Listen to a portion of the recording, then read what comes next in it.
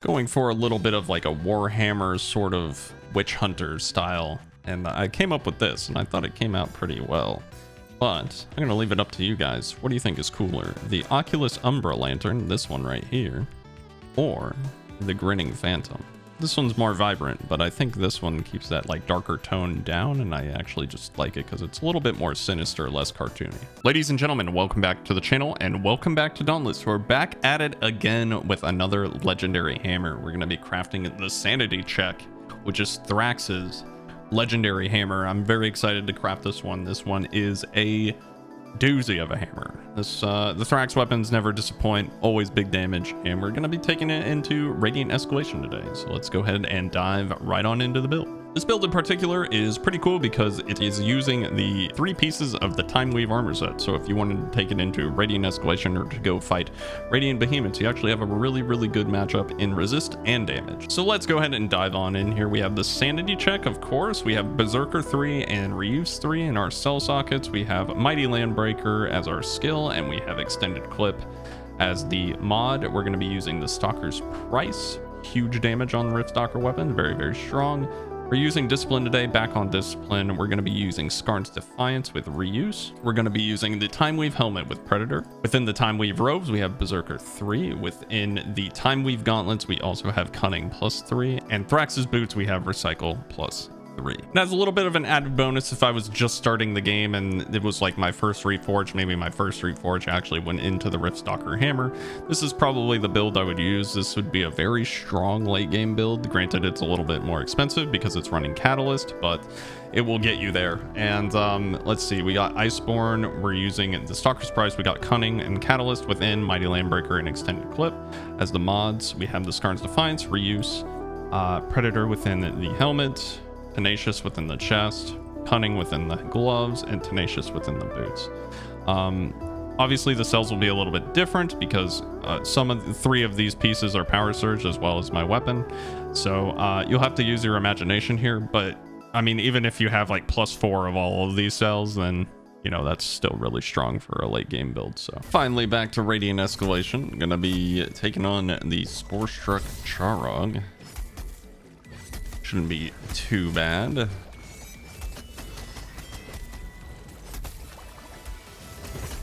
Ooh, still managed to get the enhanced slam there.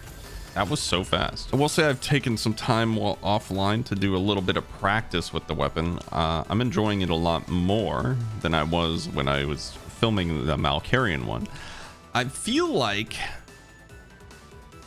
and I might be kind of crazy to say this, I think I'm improving at the game. It's crazy. It turns out when you play a game for a prolonged period of time, you actually improve. It's crazy. Now, I'm an Eidolon enjoyer, and I'm not afraid to admit it. When it comes to these escalations, I like the Eidolons. I always have liked the Eidolons. Now, they're kind of not conducive to the goals of the escalation, which is to get your legendary weapons, because they tend to just shoot whatever and they don't care what parts you're going for. So that's unlucky. We got 4 cataclysmic shards here. This thing's dead. Landbreaker that I don't need. Unlucky I missed the slam there. Paradise. Easy. I do think on Hammer in general, I think I enjoy Revenant more just because it's, I don't know. Last time I was saying like the amount of things you need to think about on the Hammer is significantly higher. I think when you can just fire off a Revenant Shockwave with your Aether Slam, it just is a lot more, it just feels a lot better to use, and you'll remember to use it more. Like remembering I have a parry and staying alive while disciplined. I don't know. I think I'm gonna alter the build to just use Revenant, but I really like using discipline with Thrax weapons. See, like right here, because Valamir is just so slow, like I don't really need to worry about it so much.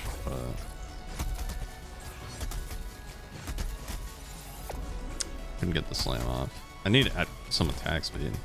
That's why I was priming. I'm just trying to force a break. A break means I get a lot of extra attack speed. That actually wasn't a break. I was very confused because I was like, I don't feel like I'm much faster. And the reason for that is because it was a weak point crit, or a weak point like break, not an actual break. So that was I got bamboozled there. Oops, that was supposed to just be Scar and Lantern. A little bit of a misinput there, but I mean, Valamir just stays still and takes the full amount of damage from Aether Slam, so it is what it is. Took a lot of just like random hits there, so not the best. I'm gonna do Locust of Power. Maybe we can get lucky. No Alira. I'm impressed. I think me versus a Lyra on Hammer would actually be like good content, because I am not good at fighting a Lyra, nor will I pretend to be. And I think that out of all the behemoths that give me a hard time, I think Lyra is just kind of like taking my spot for number one. Good dodges so far.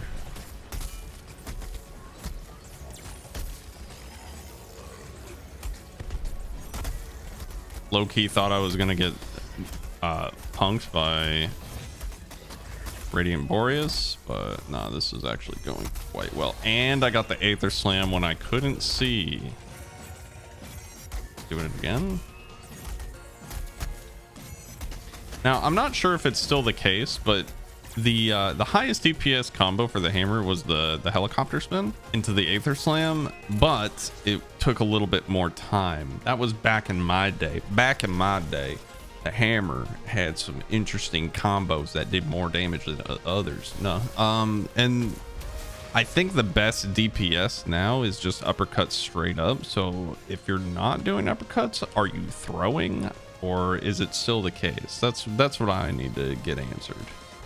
Both combos are still good, and they were always close. Like, I remember that specifically. Both combos are very close. It's just that the uppercuts is better just because of how much safer it is, right? Yeah, so I'm curious what the logic is behind the hammer now these days. I think if I can parry, then I should be able to get the stagger. Or die, one or the other. It's already enraging. That's kind of cool. That was the worst display, bro. I'm like trying to hit the head, you know? Is this interrupt?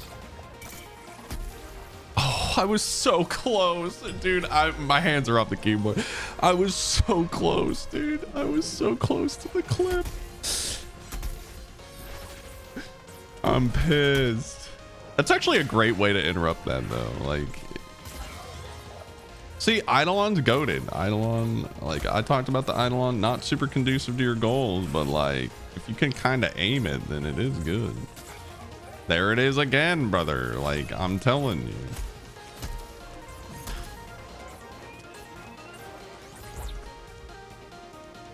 Eidolon kind of biss. Oh, dude. The ideas are plentiful in my brain, but I'm just ass. Please, bro.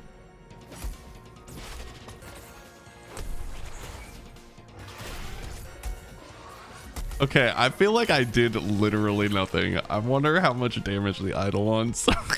I wonder how much damage the Eidolons did there, dude. No way, man. This could have been the greatest chronivore kill I've ever done if half of the things I tried there actually landed. So what did I learn from this last run? I learned that discipline is probably not the right omni cell for me on this weapon. I'm really enjoying Revenant more than discipline. I thought maybe I could get some big Aether Slam crits, or, you know, just big crits in general and get the stagger locks, but I just don't really think enough to get all my parries up. That run, I definitely was able to get into the disciplined state by Chronivore, but I don't really think that that's worth it. I could have done a lot more damage with just all the different revenants I could have done there. So yeah, I think I'll sub that out and then maybe go like Berserker 3 or just take out Berserker entirely, but we'll see what's gonna go on next. I think you're always gonna get good results with Thrax weapons. They always deal just insane damage, so you know, use this build as kind of like a guideline, maybe not so much as like a full-on just build. That being said, hopefully you guys enjoyed this run. I had a lot of fun. Radiant Escalation is shaping up to be like super fun for me. I think over the past like week or so that I've been running it and maxing it out and such, I was able to find the enjoyment in this escalation, even though some of the Radiant behemoths are kind of annoying. But I think I've gotten just a little bit better. So, but thank you guys for watching. If you liked the video, leave a like, subscribe if you want to, and I will catch you in the next video. Peace.